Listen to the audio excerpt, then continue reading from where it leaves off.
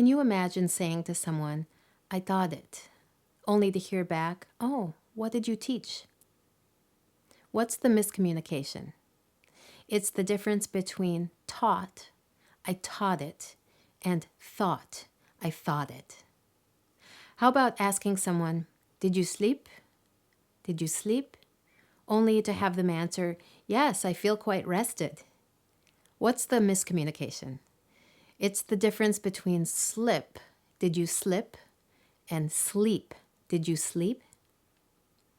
In this section, we will look at those key challenges when the mechanics of the mouth make one sound sound like another, and the resulting meaning is unclear. These types of errors are often predictable based on the mother tongue you grew up speaking, and I will provide you with some tips to adapt the mouth mechanics to more clearly approximate the intended sound. We'll first look at 16 different consonants that typically present challenge and a few additional consonants for comparison, and 8 different challenging vowels and a few additional vowels for comparison. By the end of this section, you will have tips and strategies to apply so you can avoid the common mispronunciations, and the listener will be able to focus on your message, not on your words. There are 25 distinct consonant sounds. There are more sounds than consonants in the alphabet, so we have additional symbols to describe particular sounds made by letter combinations.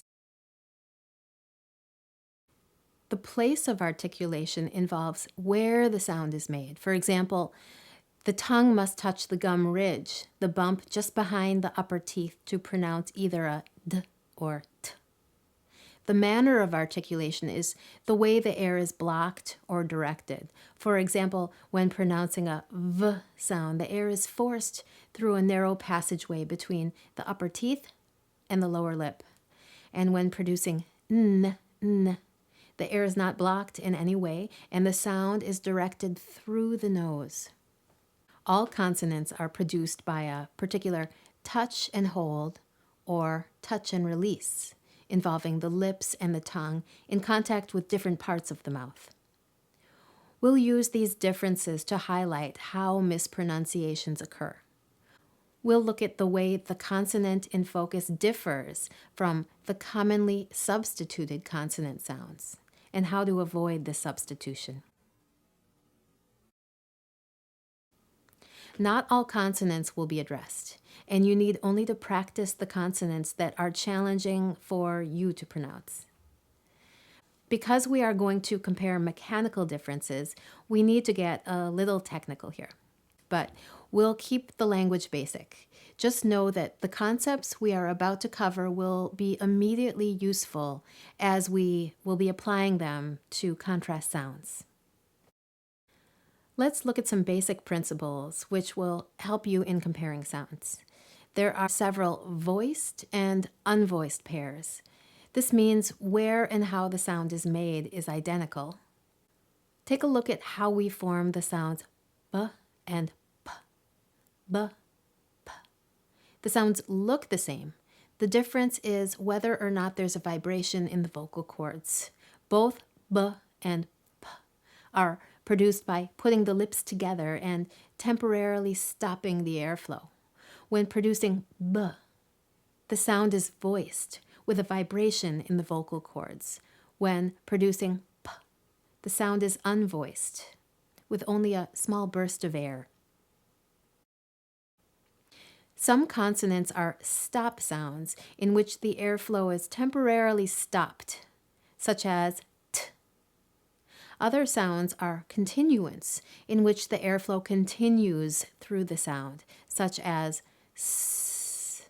If you can lengthen or extend a sound, it's a continuant. The position of a consonant in a word has an effect on how it is pronounced. Some beginning sounds are released. They'll have an explosive sound, like the initial t in top. So an aspirated burst of air is released. The same consonant t will sound quite different at the end of a word where it is unreleased, such as pot, pot. So compare top, pot. Before you jump in, please note that Section 2 is not intended to be sequential. Each speaker has unique needs. Spend time only with the parts you independently or with the help of a pronunciation trainer have identified as sounds you need to adapt for clarity.